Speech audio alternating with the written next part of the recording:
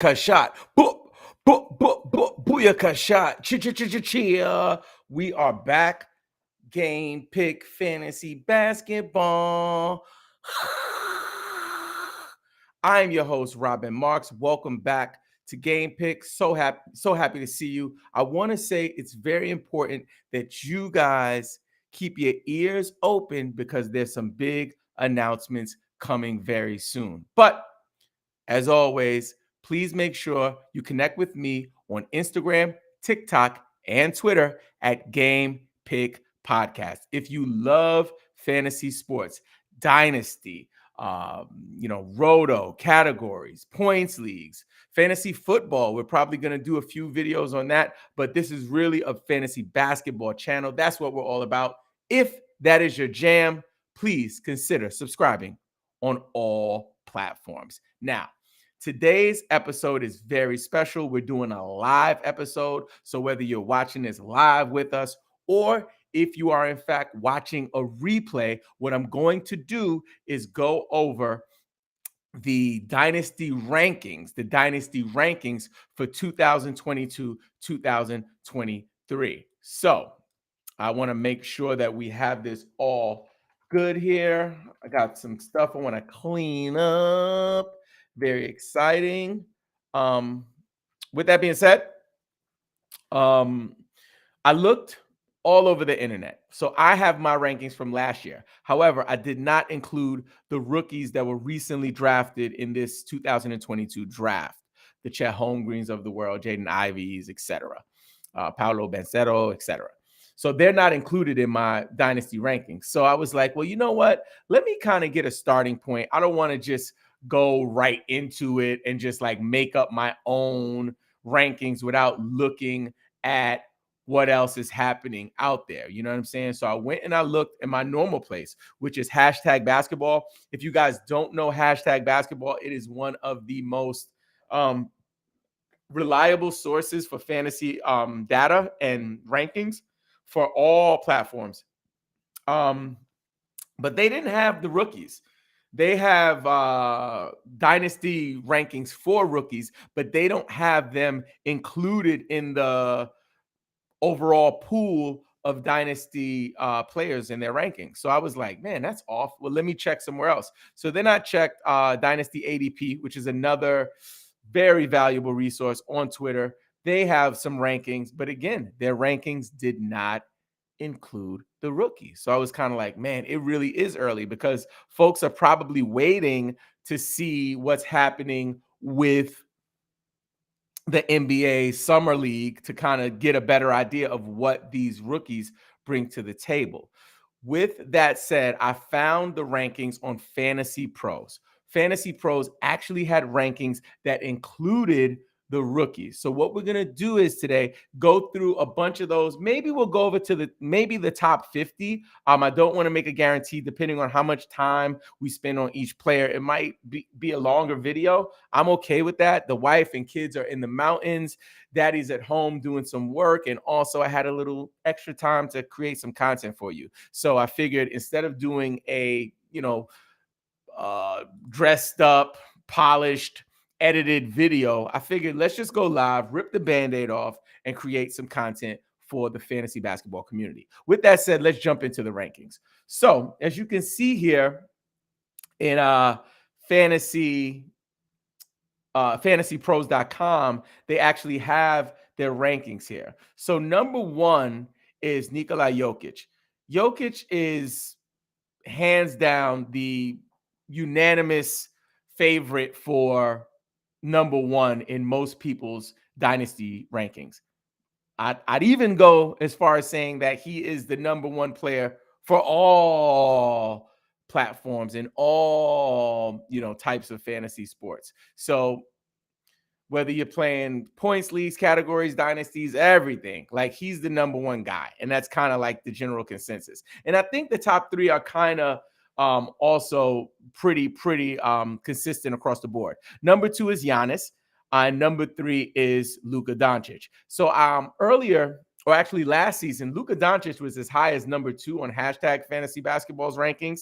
And I had him number two in my rankings as well. And the reason I had Luka higher than Giannis was basically off of his age. He's younger than both the Joker and the Freak, and I think his youth gives him a little more value in Dynasty because as a younger player, his if he's at his peak now, he's actually going to get better.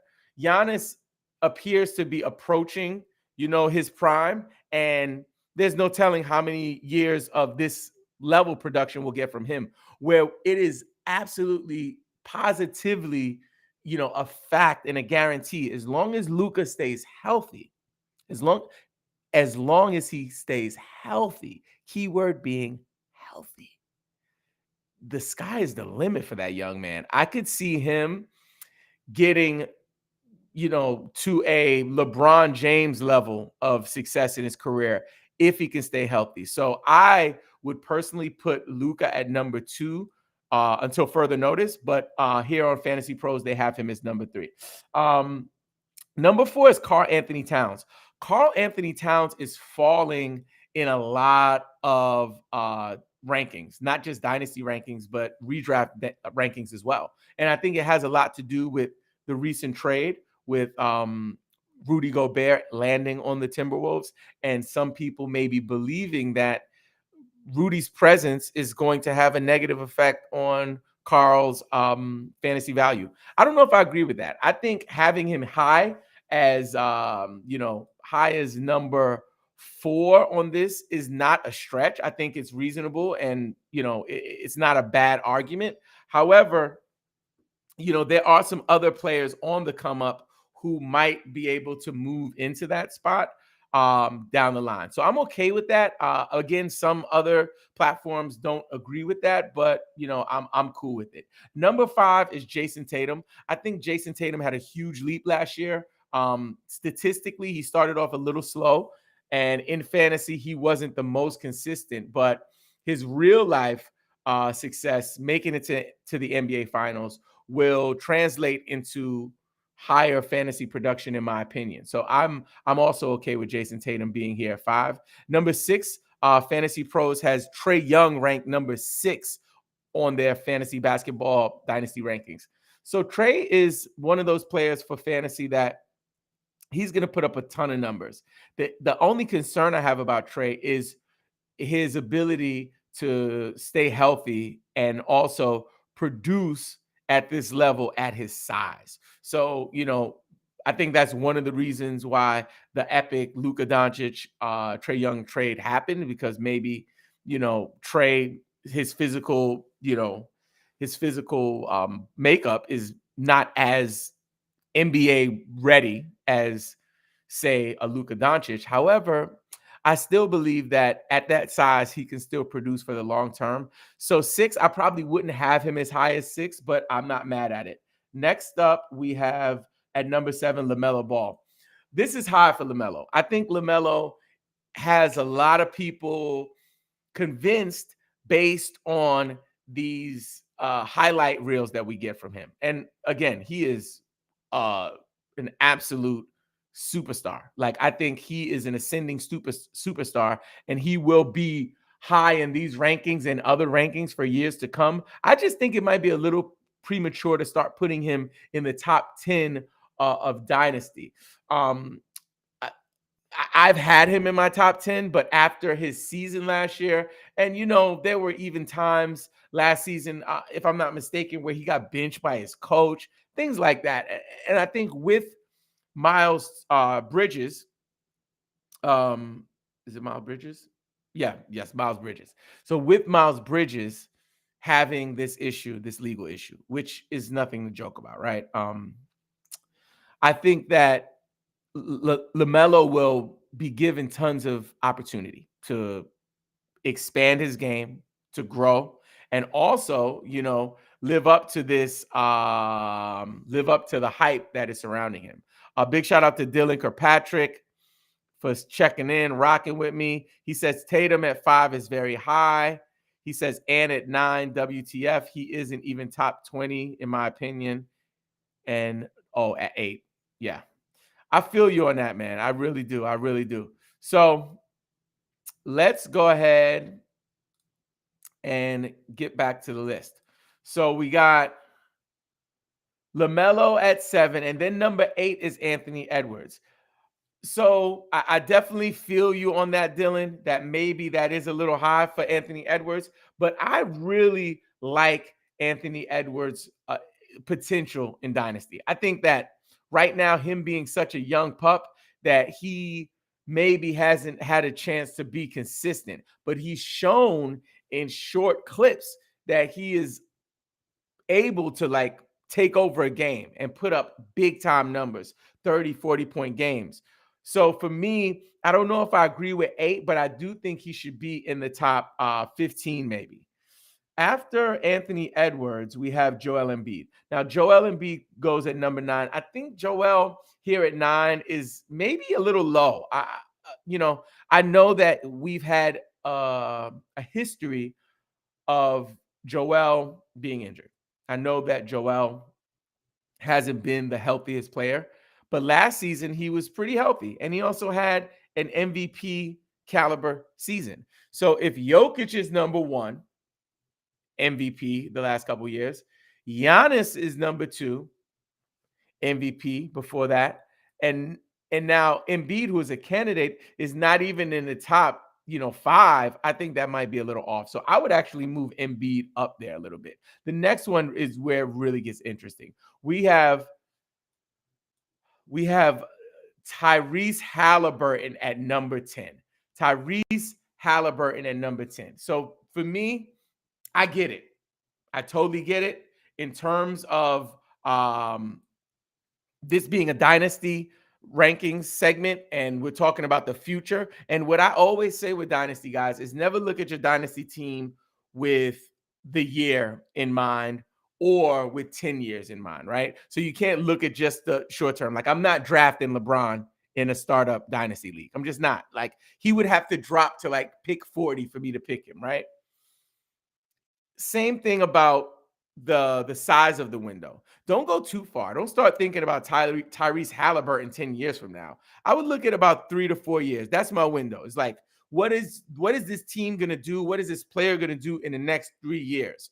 And a player like Tyrese Halliburton, although I believe this is a decent argument to make him number 10, I think it might be high. And I understand that there are a lot of changes happening in Indiana, and he could have the ball in his hands a lot. But I think number 10 is a stretch, okay? Next up, we have at number 11, DeJounte Murray. Now, DeJounte Murray was recently traded to the Atlanta Hawks. With that said, I believe his fantasy numbers are going to take a hit. I don't know if he was higher on their rankings before the trade, but after the trade, him being right at the edge of the top 10 is still a little too high for me. I would look at DeJounte maybe as a top 25 dynasty player. Definitely not number 11. And then at number 12, we have my man, Ja Morant. Now, I think Ja Morant needs to be higher on this list. Like, you see, I got the Grizzlies in the back. So I am a huge Ja Morant fan. But this is not just based on the fact that he's the most electric player in the NBA right now. He's box office, one of the biggest stars in the NBA. What I do think in fantasy is when he's healthy, and we had some injury with him, concerns with him over the years. Last year in particular, I drafted him in a lot of places and got burned in the fantasy playoffs and lost a couple championships because of it. I think for dynasty though, like, this is the kind of guy when we talk about a 3-year window, like in the next 3 years, think like Russell Westbrook, Allen Iverson. You know what I always say: if Kobe Bryant, right, and Allen Iverson had a baby, and Russell Westbrook was the coach, like, he is like one of the most aggressive players that I've ever seen. Like, he attacks the rim with such fury that it has to translate into dynasty value. And I think this is way too low for him. I would actually put him closer to, I would put him in the top 10. Definitely. I would definitely put him higher than Tyrese Halliburton. I would probably put him higher than LaMelo, and I'd probably put him higher than well, maybe not Joel, but definitely Tyrese Halliburton. That's a little crazy to me. Next up, and we're gonna move through this a little bit right now. We're looking at, like, we're trending towards a 30-minute program. I want to keep this maybe to 25. So I'm at least the top 25 for you. So next up, we have at number 13, Shai Gilgeous-Alexander, SGA. I would put him a little higher. I love SGA. I think he has so much potential. I think he is a star who just needs to get the other pieces around him for us to fully appreciate his greatness. Yes, he's in a really small market. Yes, it's a very young team that's rebuilding right now, tearing it down and stocking up on draft picks, getting a lot of young talent. They have Josh Giddey, just a whole bunch of young players. They just drafted Chet Holmgren. It's a great future. And I do think he might very well be the brightest star there. So I would definitely move him up. The issue that I have with SGA is that sometimes they sit him because they're tanking, and that sucks. But other than that, I think long term he's going to be a great fantasy asset. Number 14 is Donovan Mitchell. Not crazy about Donovan Mitchell in life. Give me a second, guys. That might have came across harsh. But yeah, I'm not about Donovan Mitchell in life, in fantasy, nothing. I want nothing to do with it. Why? I've never been a big Donovan Mitchell fantasy guy. He's always ranked higher. I always pass on him, and I grab the Zach LaVines and other people because it just doesn't work for me. I think you either get really, really good from him or you get sour dough bread. It's not good. And I think for me, him being here at, what is it, 14? I think that's too high. Number 15 is Cade Cunningham. I think this is a stretch too. Like, Cade Cunningham had an okay rookie season. I don't know if I would put him above Evan Mobley, let alone in the top 20 this high. But I understand why, because in Dynasty, we're thinking about the future, and his next 3 years, like I said earlier, could be very, very good. But I'm not sure if I would do that. I definitely wouldn't put him above Devin Booker, and Devin Booker is way down here. And we're gonna definitely just do the top 25 because I want to make sure that we don't have a super long episode. So I'll just scroll down to 25, and that's great that we got. There we go. Okay, so Cade Cunningham at 15. Next up, we have Evan Mobley. Evan Mobley, I believe, should be higher than Cade Cunningham, higher than Donovan Mitchell. Wouldn't put him quite up there with SGA, but I think Evan Mobley is going to be a fantasy star. People know that big men don't get the kind of spotlight that wing players or guards get. It's just a fact, right? So, like, Tim Duncan, it's not a sexy name. It's not a sexy player. It's not a sexy position, right? Kevin Garnett, all of these power forwards, these bigs, Patrick Ewing, like, it's not as sexy as Michael Jordan, Kobe Bryant, Ja Morant, LaMelo Ball. So Evan Mobley will be a consistent top 20 fantasy contributor for years to come. Excuse me. For years to come. He's going to be a double-double machine. And on top of that, the boy gets blocks. So I think that Evan Mobley should be higher than Cade Cunningham. And I also think he should be higher than Donovan Mitchell. I'd put him way up. Next up on the list is number 17, James Harden. A lot of people have lost faith in James Harden. And I think, I was not one of those people until last season. And honestly, if you would have asked me 2 years ago, I would have told you that James Harden is my favorite player. I loved James Harden in Houston. When he got traded to Brooklyn, me as a New York sports fan, a former New York sports fan, because I'm over the Nets. As a New York sports fan, I remember getting the news that James Harden was coming to Brooklyn. I was on a walk with my wife and my kids, And I was just like, oh, like it was the biggest deal. I was like, championships, yes, finally. Like I was literally there when they were building the Barclays Center. Like I was there, man. Like I used to ride my bike up Flatbush all the way to Atlantic. Like I know that sacred ground. So him leaving and him declining, I'm kind of off the James Harden wave now. So 17 here is high. There are a couple people we're going to talk about that I would put higher, including again Devin Booker, who is gracing the cover of NBA 2K this year. So 17 is Harden. Next is Bam Adebayo. I love Bam. Bam actually is from the area where I went to high school, so I have that kind of support for him. But also, I think just on paper, he is a great fantasy player. He's going to get you rebounds. He's going to get you blocks, assists, and points. I think that he's the type of player that at his age, he's a young guy that he's going to be around for a while. So I would have him a little higher than this. Number 19 is Steph Curry. Again, like I think this is connected to his age because he's older. So I'm okay with him being 19, but I definitely wouldn't have James Harden above him. So if James Harden is 17, I would have Steph Curry 16 or 17. You know, I would swap them out. I would easily put them higher. And then at number 20 is Devin Booker. I would put Devin Booker all the way up to at least spot 14 or 13. He's above Donovan Mitchell, Cade Cunningham, Evan Mobley, James Harden, all of these guys. And I think that Devin Booker's value has been compromised a bit because of Chris Paul.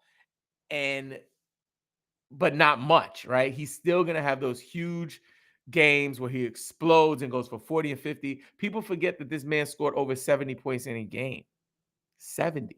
Like, he is no joke. He is the closest thing that we've seen to Kobe, a lot of people say. Like, his fury, his Mamba mentality. I love Devin Booker. At number 21 is Kevin Durant. I would even move Kevin. I would take Kevin Durant before Harden and Curry in Dynasty, honestly. You know, and again, all of these guys are in their mid-30s. They don't have much time left. But like I said, if I could get 3 years of high production from KD, Steph Curry, or James Harden, I'm taking them because their high level performance will probably double and triple someone who has potential high level performance like an Evan Mobley or a Cade Cunningham. So you could have Curry putting in, 40 points a night, let's say 40 fantasy points a night, and Cade might be doing 25 consistently. Cade might not get to that 40 until 2 or 3 years from now, where you can get it now if you're trying to chase a championship. So I'm not mad at Kevin Durant here, but I would actually move him up a little bit. Number 22, Jaren Jackson Jr. With his injury and his consistent history of injury, we got to start thinking about lowering Triple J on this list. Jaren Jackson Jr. has been consistently hurt, like consistently. I have him in a lot of spots. I traded for him, drafted him. I got him in a lot of my dynasty leagues, but I'm starting to get concerned. And this season is arguably the most concerning because he's coming off of a year where he led the league in blocks. He had a big season, and now to come back, and now he's going to be out. It kind of sucks. So I might be out on him.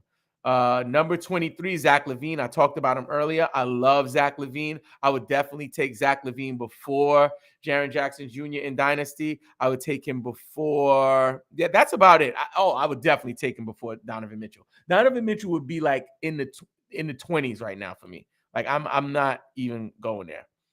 Dylan says, I like Tyrese at 10. That's good. Like, you know what, Dylan? I'm not mad at that. Dylan says, I like Tyrese at 10. I like that one. Because you know what? The thing about Tyrese Maxey is that he is like one of those people that are not valued as much in fantasy sports because he's in the shadow of two giants, James Harden, Joel Embiid.